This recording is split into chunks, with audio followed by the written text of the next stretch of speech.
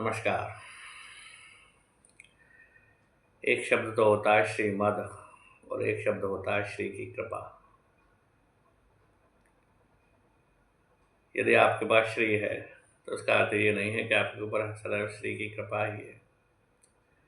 आपको या मुझे भी ये चिंतन करना चाहिए कि जो श्री हमारे पास है वो कहीं हमें मद से युक्त तो नहीं कर रही है।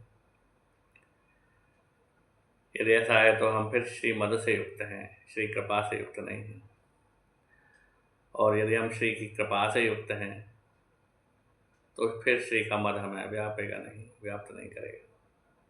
तो श्री की कृपा क्या है और श्री का मद श्री का की कृपा क्या है और श्री का मद क्या है। श्री की कृपा है कि हम उसे अपना नहीं मानते।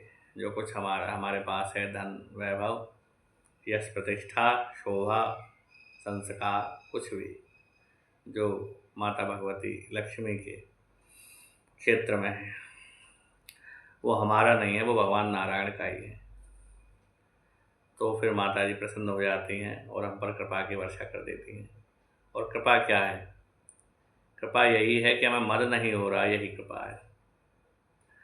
श्रीमद यदि हमें हो गया, श्री का अहंकार हो गया, मद हो गया। वो मद क्या है कि जो लक्ष्मी है, जो वैभव है, जो विलास है, वो मेरा ही है।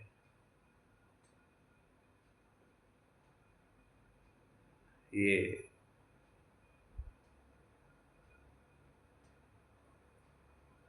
श्री का मद है, यानी मेरा है, ये मानना मद है। मेरा नहीं है, भगवान नारायण का ही है, ये मानना श्री की कृपा है। वास्तव में सृष्टि किसका विलास है? माता लक्ष्मी जी का ही है।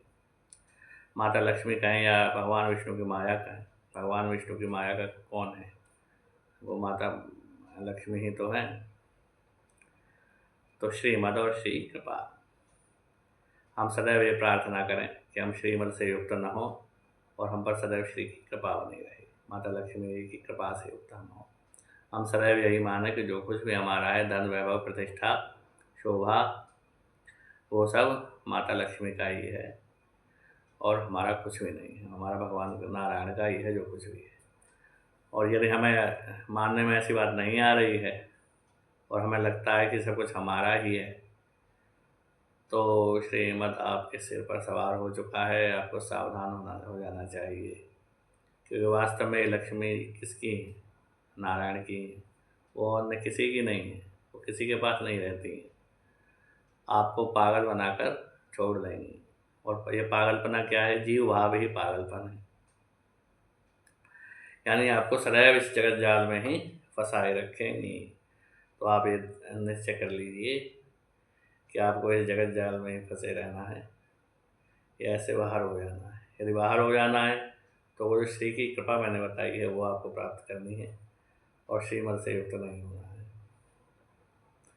यही मेरा संदेश है आप सभी के लिए और स्वयं अपने लिए भी।